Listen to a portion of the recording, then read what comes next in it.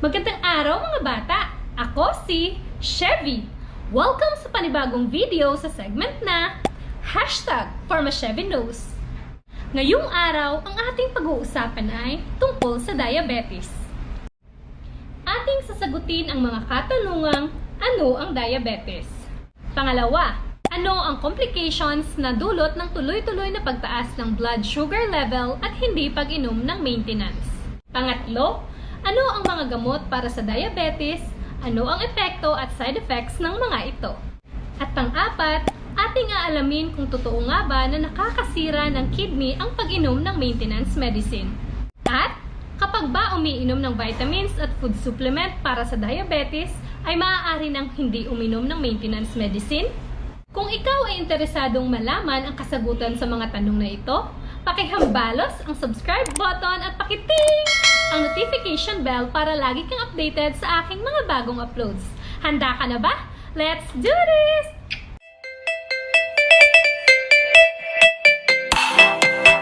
Yes! It's me! Simply Chevy! Una, ano ang diabetes? Ang diabetes mellitus o mas kilala bilang diabetes ay isang sakit na dulot ng pagtaas ng sugar level sa ating dugo. May dalawang dahilan kung bakit tumataas ang sugar level ng ating dugo. Una, ang ating katawan ay nagpuproduce ng konting insulin kaysa sa ating kailangan o maaaring hindi nagpuproduce at all.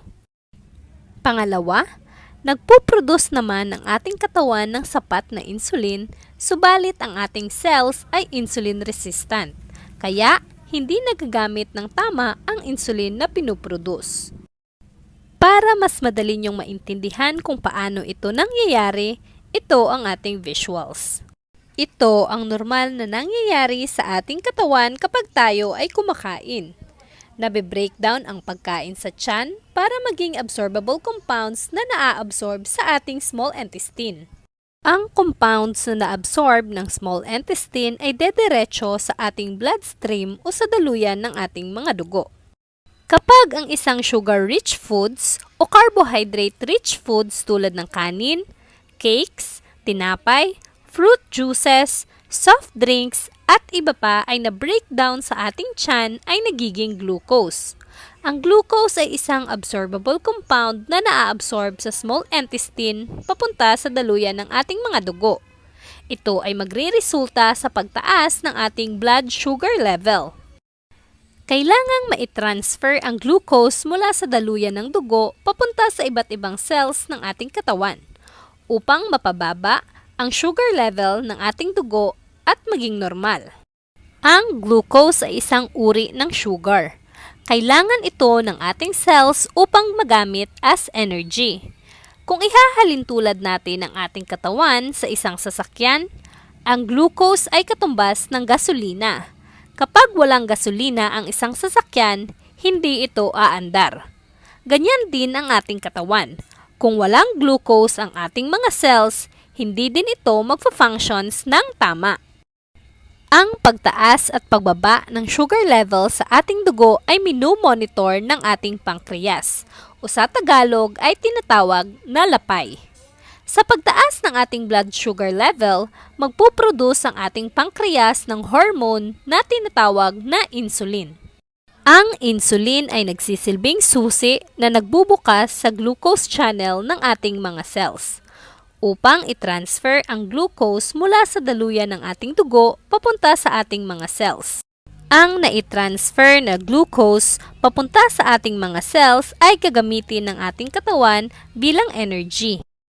Sa makatwid, ang purpose ng insulin ay ibaba ang blood sugar level sa pamamagitan ng pag-transfer ng glucose mula sa daluyan ng dugo papunta sa ating mga cells upang ma-maintain ang normal blood sugar level ng ating dugo na less than 140 mg per deciliter or 7.8 millimole per liter.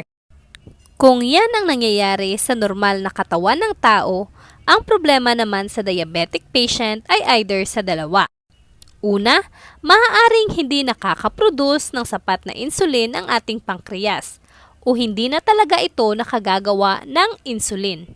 Kaya nananatili sa daluyan ng dugo ang glucose at nagriresulta sa pagtaas ng blood sugar level. Ang kalagayang ito ay tinatawag na type 1 diabetes. Pangalawa, ang ating pancreas ay nakakaproduce ng sapat na insulin. Ngunit, ang ating mga cells ay hindi na nagre-react sa insulin o resistant na sa insulin. Kaya, hindi nabubuksan ang glucose channel at hindi natatransfer ang glucose mula sa daluyan ng dugo papunta sa cells. Kaya nananatiling mataas ang blood sugar level. Ang kalagayang ito ay tinatawag na type 2 diabetes. Ito ang itsura ng normal na daluyan ng dugo na may normal na blood glucose level o blood sugar level, kumpara sa mayroong high blood glucose level. Pangalawa, ano ang complications na dulot ng tuloy-tuloy na pagtaas ng blood sugar level at hindi pag-inom ng maintenance? Ang pagkakaroon ng mataas na blood sugar level sa matagal na panahon ay magriresulta sa mga life-threatening na complication tulad ng una, cardiovascular disease tulad ng coronary heart disease at stroke. Pangalawa, nerve damage o tinatawag na neuropathy. Ang sobrang sugar level sa ating dugo ay maaaring maka-injure sa mga maliliit na nerves na daluyan ng dugo o tinatawag na capillaries. Kadalasan itong nangyayari sa capillaries sa paa na nagriresulta sa foot damage. Kapag hindi naagapan, magriresulta ito sa pagkawala ng pakiramdam sa ating paa. Kaya, kapag nasugatan ay matagal itong gagaling at prone sa infection. Pangatlo, kidney damage o tinatawag na nephropathy. Dahil ang purpose ng kidney ay linisin ang ating dugo bago pa man ito bumalik sa lungs at heart, mahihirapan ang kidney sa paglinis ng dugo dahil sa mataas na level ng sugar. Kapag tuloy-tuloy na hindi nakontrol ang blood sugar level, ang kidney ay masisira at magriresulta sa kidney failure at chronic kidney disease, na ang gamutan ay nangangailangan ng dialysis at kidney transplant. Pang-apat, eye damage o tinatawag na retinopathy. Maaaring masira ang blood vessels ng ating retina sa tuloy-tuloy na mataas na sugar level na magriresulta sa pagkabulag at paglala ng glaucoma at katarata. At panglimang life-threatening complication ng diabetes ay skin condition. Prone sa bacterial at fungal infection ang balat ng isang diabetic patient kapag hindi na-control ang blood sugar level. Kaya, napaka-importante na mapanatili ang normal na sugar level sa ating dugo. Ito ay maisa sa katuparan sa pamamagitan ng tatlong paraan. Una, tamang ehersisyo. Pangalawa, tamang pagkontrol sa pagkain. At pangatlo, gamot na maintenance para sa diabetes. Dapat tatlo dapat. Hindi pwedeng dalawa lang sa tatlo ang susundin. Kailangan 3 sa 3 ang susundin. Ito ang mga exercise na maaaring gawin ng mga diabetes patient. Una, aerobics exercise, tulad ng walking, cycling at swimming. Pangalawa, strengthening training exercise, tulad ng pagbubuhat ng weights. Ito ang guidelines paano ang safe na exercise routine ng isang diabetic patient. Bago mag-start ng exercise, ay i-check muna ang blood sugar. Kapag lower than 100 mg per deciliter ang blood sugar level, ay hindi ito safe para mag-exercise. Kung gusto talagang mag-exercise, kumain muna ng konting snack na may laman na 15 hanggang 30 grams na carbohydrate bago mag-proceed ng exercise. Safe naman mag-exercise kapag 100 hanggang 250 mg per deciliter ang sugar level. Kapag 250 mg per deciliter ang blood sugar level o mas mataas pa, maaaring hindi ito safe para mag-exercise. sapagkat maaaring masyadong mababa ang insulin level para makontrol ang blood sugar. Tandaan lamang na dapat hindi masyadong strenuous o sobra kaysa sa usual ang exercise, sapagkat maaari itong magdulot ng sobrang pagbaba ng blood sugar level o tinatawag na hypoglycemia. Ang mga pagkain naman na dapat iwasan o i-control ang intake ng mga diabetics ay: una, sugar-sweetened beverages. Example nito ay soft drinks, iced tea at fruit juices. Ang mga drinks na ito ay may sobrang taas na sugar content at dahil liquid form na, mas madali itong maabsorb ng katawan at magdudulot ng pag-shoot up ng blood sugar level. Pangalawa ay mga carbohydrate-rich foods tulad ng kanin, pasta, tinapay, patatas at iba pa. Dapat kontrolado ang dami ng pagkain nito. Pangatlo, ano ang mga gamot para sa diabetes? Ano ang epekto at side effects ng mga ito? Ang mga diabetes maintenance medicine ay prescription drugs, meaning hindi ito nabibili ng walang reseta. Kaya, hindi ako magbibigay ng advice ng tamang pag-inom nito sapagkat iba-iba ang dosage na kailangan ng bawat pasyente. Ang maintenance na gamot para sa type 1 diabetes ay insulin. Dahil ang type 1 diabetic patient ay hindi nakagagawa ng sapat na insulin o hindi nakagagawa at all, kailangan itong isupply from outside sources tulad ng insulin injection. Ang epekto ng insulin injection ay tulad ng normal na insulin sa katawan. May iba't ibang uri ng insulin medicine na ka-classify depende kung gaano ito kabilis na a-absorb ng katawan at gaano ito nagtatagal bago i-excrete ng katawan. Ang importanteng tandaan kapag nag-i-inject ng insulin ay ang right time ng pag-inject nito. Dahil kapag nag-i-inject ng mas maaga kaysa sa tamang oras ay maaari itong magdulot ng hypoglycemia o pagbaba ng blood sugar level kaysa sa normal na blood sugar level na maaaring magdulot ng masamang epekto tulad ng diabetic coma. Kaya, magpa-alarm at mag-inject sa tamang oras. Ito ang iba pang common side effect ng insulin medicine. Una, allergic reaction. Kadalasan itong nararanasan kapag ang ginagamit na insulin ay animal insulin. Ngunit, nawawala din ito habang tinutuloy-tuloy ang paggamit. Pangalawa, insulin lipoatrophy. Ito ay ang pagkawala ng subcutaneous fat kung saan palagiang ini-inject ang insulin. Pangatlo, insulin lipohypertrophy. Ito ay ang kabaliktaran ng insulin lipoatrophy. Ang parte ng katawan kung saan palagi ang ini-inject ang insulin ay bumubukol. Ang insulin lipoatrophy at insulin lipohypertrophy ay maaaring maiwasan sa pamamagitan ng pag-inject sa iba't ibang injection site. Huwag mag-inject ng paulit-ulit sa isang site lamang. Ang apat ay insulin edema at weight gain. Mararanasan ang bahagyang pagdagdag ng timbang sa unang month ng paggamit ng insulin. Ito ay dahil sa pag-uumpisang pag-transfer ng glucose sa cells. Magiging normal din uli ang timbang kapag tumagal na ang pag-inject ng insulin. Inyong pansinin na mas malala ang maaaring complications ng hindi paggamit ng maintenance na insulin kisa sa mismong side effect ng insulin. Ang maintenance na gamot naman para sa type 2 diabetes ay mga oral medicines. Mayroong sobrang 5 klase ng oral medicines para sa type 2 diabetes. Ngunit, magfo-focus tayo sa 2 class na laging nire-reseta ng doktor, ang sulfonylurea at biguanides. Magfo-focus tayo kung paano pinapababa ng 2 class na ito ang blood sugar level at ang possible side effects nila. Una, biguanide. Under sa class na biguanide ay ang gamot na metformin. Ang epekto ng metformin ay pinapababa ang pag-convert ng carbohydrate into glucose or sugar at pinapababa ang rami ng glucose na binibreakdown ng ating atay. Kaya, mas konting glucose ang nagiging available sa daluyan ng ating dugo. Ini-improve din ng metformin ang epekto ng insulin sa katawan. Kaya, mas tumataas ang glucose na natatransfer mula sa daluyan ng dugo papunta sa ating cells.